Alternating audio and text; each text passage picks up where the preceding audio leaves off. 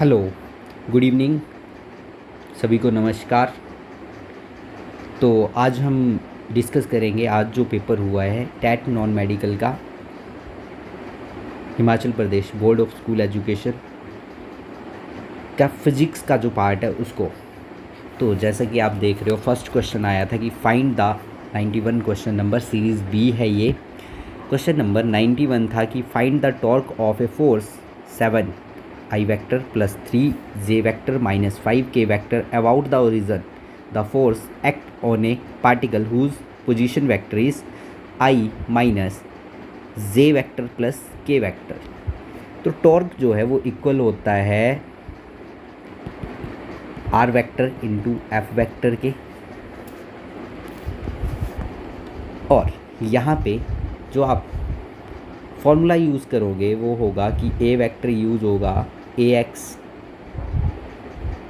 I vector plus AY J vector plus AZ K vector, और यहाँ पे B equal होगा B वेक्टर इक्वल होगा VXI vector plus BY J vector plus BZ K vector, और cross product A vector B vector equal आएगा AY BZ minus AZ VY I vector minus AX BZ minus AZ VX J vector plus AX VY minus AY BX of K vector.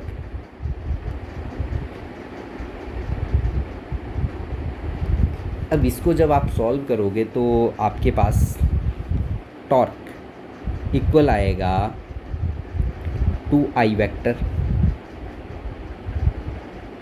Plus 12 J vector plus 10 K vector के।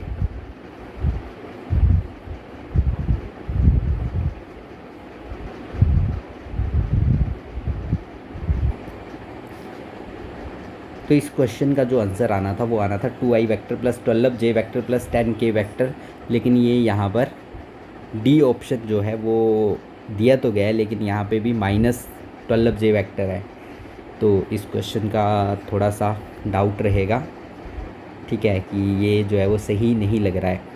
Next question पे चलते हैं। The area under the velocity time graph represent करता है displacement को। सही answer है, पढ़ा हुआ क्वेश्चन है, क्लास में करवाया हुआ क्वेश्चन है। Area under the velocity time graph represents displacement. Next question पे चलते हैं। बोलता है कैलकुलेट करो एंगल ऑफ 1 डिग्री को रेडियन में। एंगल ऑफ 1 डिग्री को रेडियन में कैलकुलेट करना है।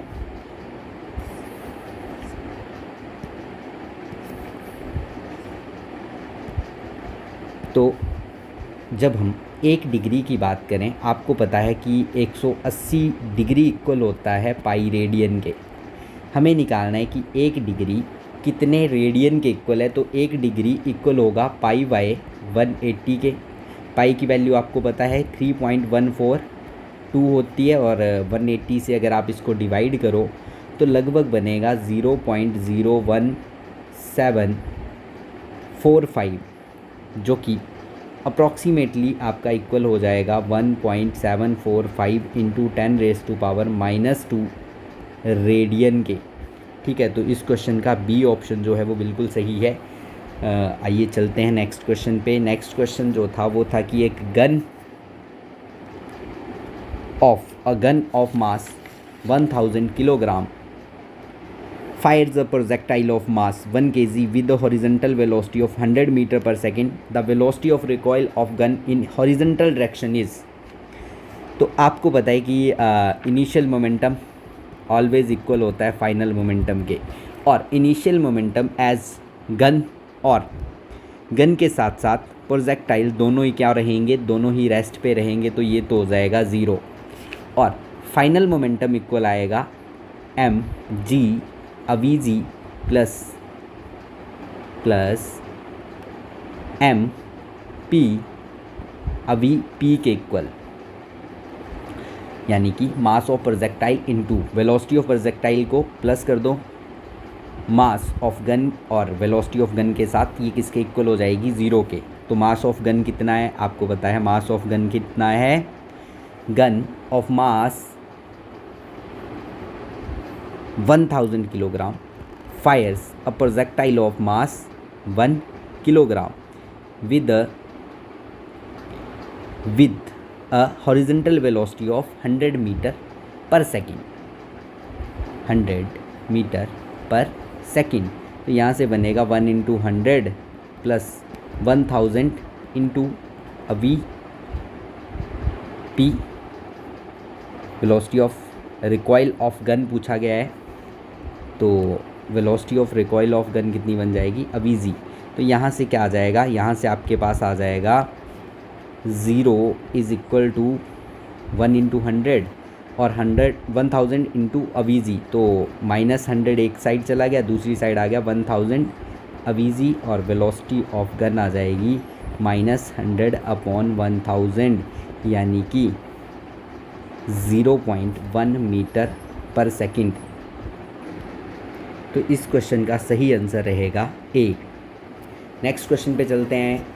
Calculate the amount of work done in a moving a body in one complete rotation about a circle of radius 7 metre on which force of 10 newton is applied. इस question में radius आपको दी है 7 metre, 7 metre, force आपको दी है 10 Newton. आपको पता है सरकमफ्रेंस किसके इक्वल होती है, 2 पाई आर के। ठीक है, सरकमफ्रेंस किसके इक्वल, 2 पाई आर के। तो सरकमफ्रेंस आ जाएगी 2 पाई इंटू 7 यानी कि 14 पाई मीटर, और वर्क इक्वल रहता है फोर्स इंटू सरकमफ्रेंस, तो ये आ जाएगा 10 into 14 pi which is equal to 140 pi joule which is further equal to 140 into value of I is 3.14 joule. Multiply करो, ठीक है, लगभग जो आएगा वो आएगा 14×42 420। ठीक है, तो 440 जूल। ऑप्शन नंबर ए सही है इस क्वेश्चन में।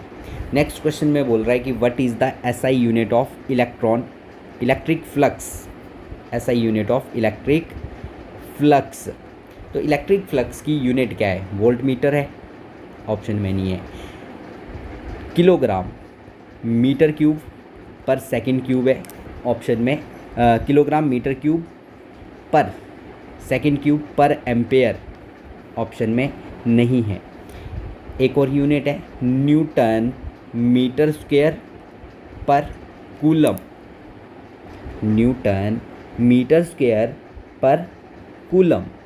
कौन सा ऑप्शन सही है, डी ऑप्शन बिल्कुल सही है, newton metre square per coulomb, newton coulomb per coulomb metre square. Next question पे चलते हैं। क्वेश्चन नंबर 97 था कि if a unit positive charge is taking from one point to another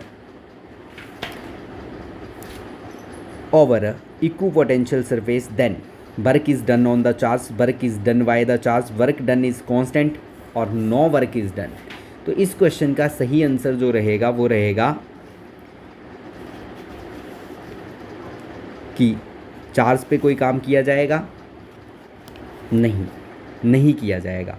no work is done, कोई काम नहीं किया गया। ठीक है, if a unit positive charge is taking from one point to another over equipotential surface then no work is done. ठीक है, ये क्वेश्चन भी क्लास में किया हुआ था हमने। नेक्स्ट क्वेश्चन पे चलते हैं। क्वेश्चन नंबर 98, ईएमएफ 10 वोल्ट है, इंटरनल रेजिस्टेंस 3 ओम है, करंट 0.5 एम्पेयर है।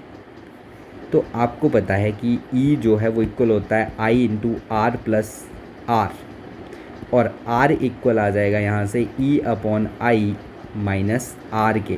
तो 10 अपॉन 0.5 माइनस 3 ओम, और 10 को जब आप 0.5 से डिवाइड करोगे तो 20 आएगा, और 20 माइनस 3 ओम 17 ओहम इस क्वेश्चन का सही आंसर रहेगा। ठीक है, 17 ओहम। नेक्स्ट क्वेश्चन पे चलते हैं। The specific resistance of a copper wire, तांबे की पतले तार की तुलना में तांबे की शड, ठीक है, stick of copper as compare to wire of copper, specific resistance क्या होगी? तो ये दोनों ही स्पेसिफिक रेजिस्टेंस दोनों की सेम होगी, क्योंकि दोनों की प्रॉपर्टी सेम है। कॉपर वायर ले लो चाहे आप स्टिक ले लो कॉपर की, दोनों की रेजिस्टेंस क्या रहेगी? सेम। ठीक है, कोई चेंज नहीं होगा रेजिस्टेंस में। नेक्स्ट क्वेश्चन पे चलते हैं। A strong magnetic field is applied on a stationary electron, then electron क्या होगा? देखो, स्टेशनरी इलेक्ट्रॉन जो है वो एक्सपीरियंस करते हैं कोई भी फोर्स नहीं। ठीक है, no force will be experienced by a stationary electron, only moving electron will experience the force. तो आंसर रहेगा remains stationary, remains stationary. Next question पे चलते हैं। Current carrying power line carry करती है current from west to east, then the direction of magnetic field 5 metre above it is, किस direction में रहेगी?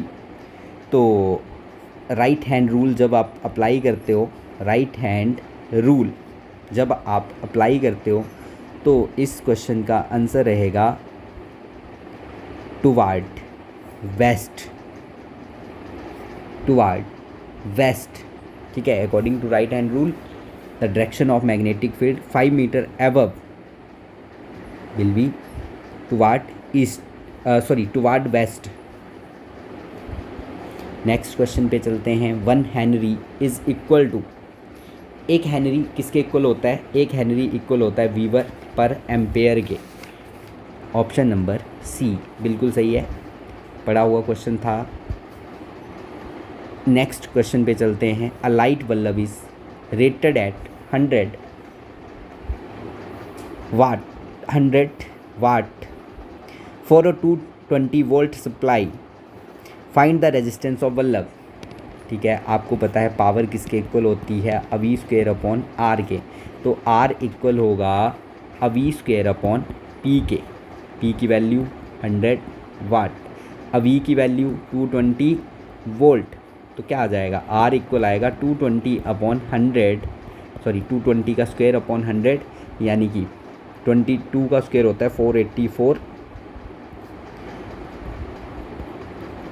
484 ओहम।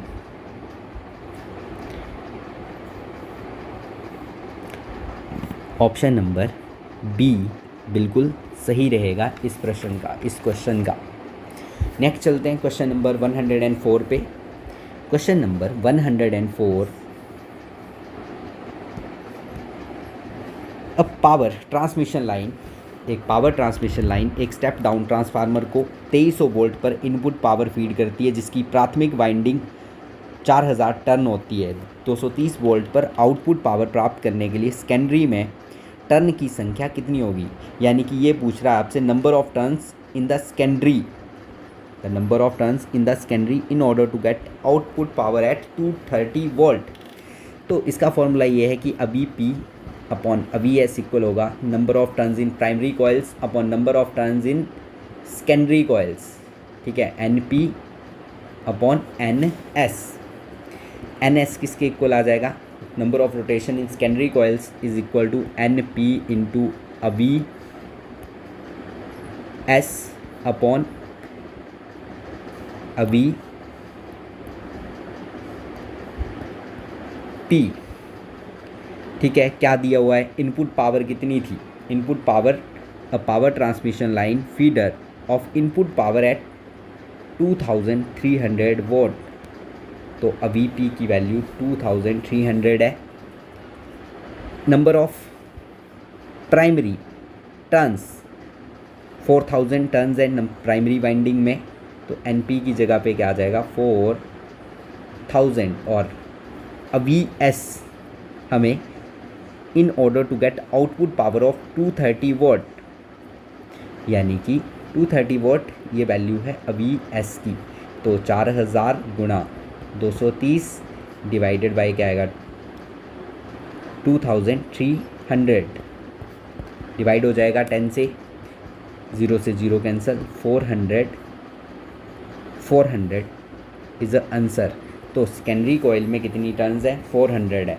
ठीक है, आंसर ऑप्शन नंबर बी बिल्कुल सही है। नेक्स्ट क्वेश्चन पे चलते हैं। बोलता है in which of the following maximum power dissipated observed, निम्नलिखित में से किस सर्किट में अधिकतम बिजली अपव्यय देखा जाता है। ठीक है, ये सारे ही सर्किट पढ़े हुए हैं हमने। इसका सही आंसर जो रहेगा वो रहेगा प्योर रेजिस्टिव सर्किट, शुद्ध प्रतिरोधक सर्किट। नेक्स्ट क्वेश्चन पे चलते हैं। नेक्स्ट क्वेश्चन में बोला गया हाउ मैनी सिग्निफिकेंट फिगर्स दियर इन 0.025, 0.025 में सिग्निफिकेंट फिगर कितनी है। तो सिग्निफिकेंट फिगर यही है 2 और 5, 1 और 2। तो there are 2 significant figures in are there in 0.0025। ठीक है, कितनी सिग्निफिकेंट फिगर होंगी, ओनली 2। नेक्स्ट क्वेश्चन में बोलता है कि 3 मीटर पर सेकंड को स्क्वायर को कन्वर्ट करो किलोमीटर पर आवर स्क्वायर में, किलोमीटर पर आवर स्क्वायर में। तो मीटर से अगर आप किलोमीटर बनाओ, ठीक है, एक 1000 किलोमीटर होते हैं, 1000 मीटर होते हैं 1 किलोमीटर में। 1 kilometre is equal to 1000 metre. तो 1 मीटर में 1/1000 किलोमीटर होंगे। तो ये तो आ जाएगा 3/1000 किलोमीटर। सेकंड स्क्वायर की बात करें तो एक दिन में 24 घंटे, 24 घंटे एक दिन में 1440 मिनट और 86,400 सेकंड होते हैं। यहाँ पे बात हो रही है सेकंड स्क्वायर की।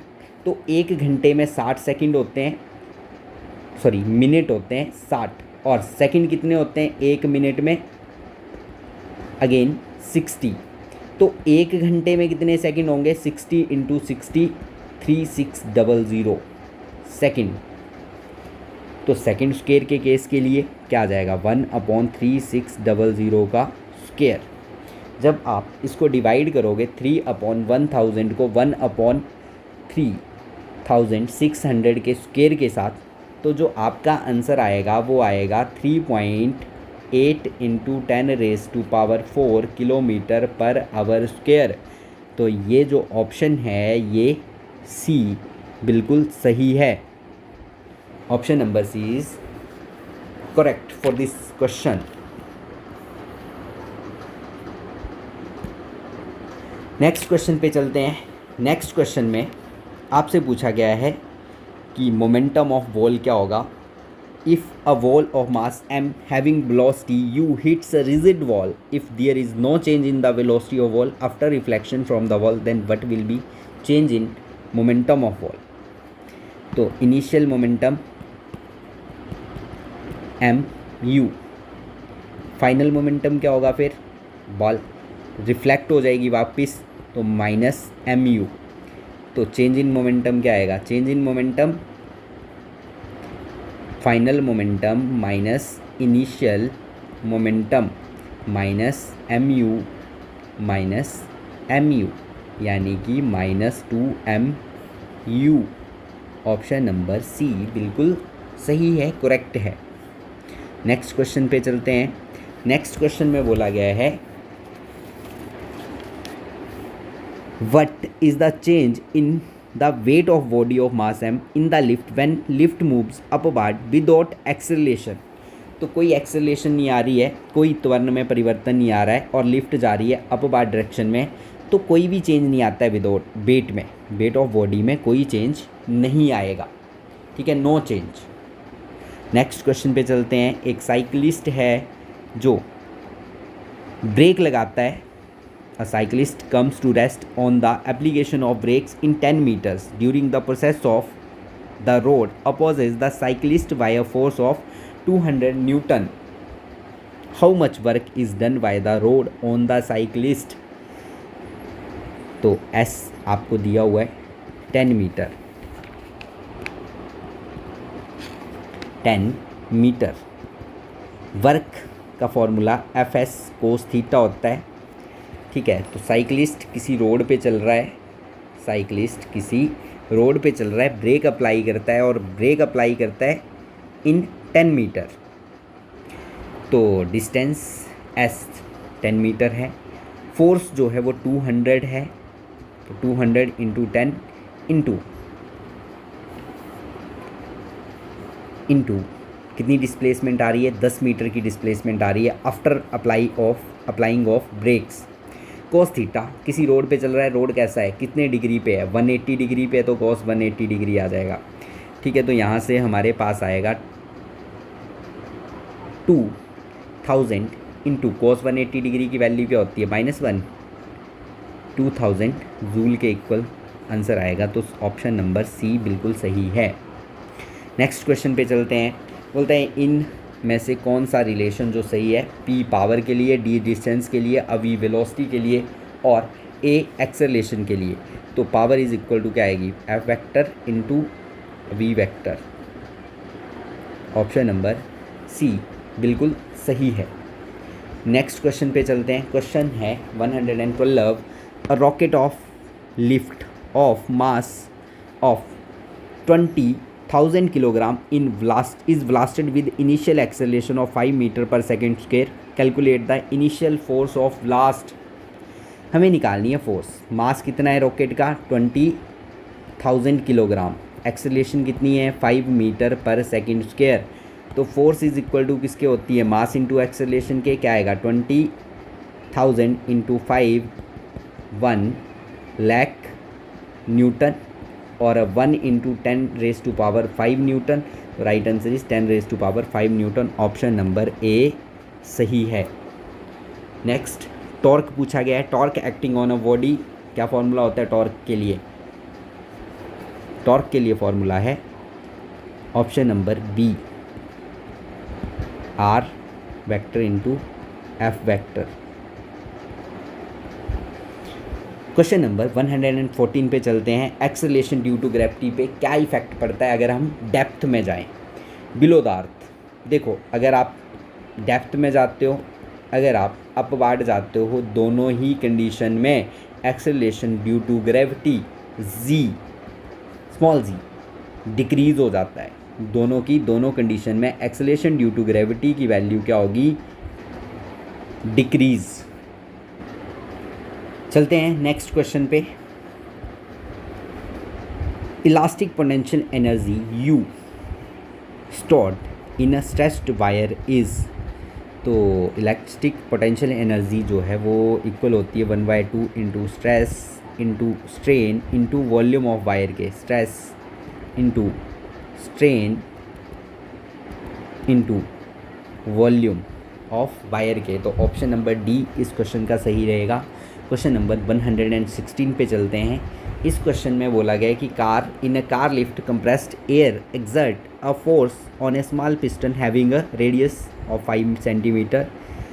This pressure is transmitted to a second piston of radius 15 centimetre if the mass of car is to be lifted is 1350 kilogram. Calculate the force applied on a small piston. तो question number 116 सबसे पहले आपको दी गया है R1, यानी कि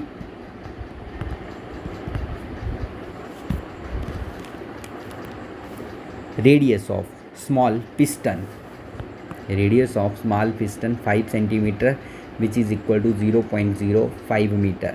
radius of second piston is 15 centimetre which is equal to 0.15 metre.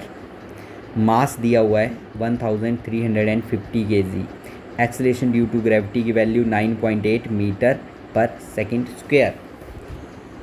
अगर हम एरिया निकालें स्मॉल पिस्टन का तो क्या होगा, pi into 0.05 metre which is equal to 0.025 metre, pi metre square, pi metre square. And area of second piston pi into 0.15 0.15 metre square which is equal to 0.0225 pi metre square. तो second piston और first piston दोनों के area हमने find out कर लिए हैं।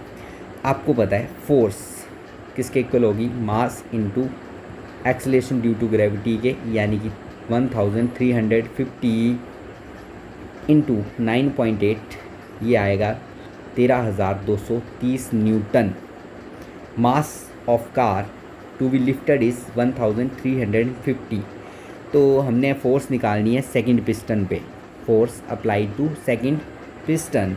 तो formula apply करेंगे F1/A1 is equal to F2/A2 और यहाँ से F1 इक्वल आएगा F2 into A1/A2 which is equal to 13,230 into 0.0025 upon 0.0225।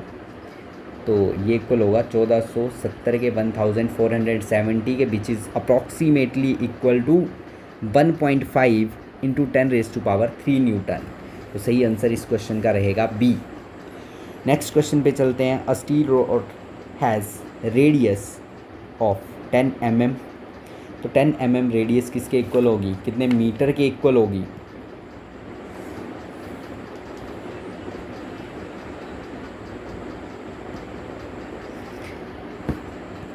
Area क्या आएगा स्टील रोड का, pi r square which is equal to pi into 0.01 metre square, pi into 0.01 का square, यानी कि pi into 0.0001 which is equal to pi की value 3.14 put कर दो, 3.14159 so up to value होती है, पुट कर दो 0.001 के साथ मल्टीप्लाई करके क्या आ जाएगा 0.0031415 मीटर स्क्वायर।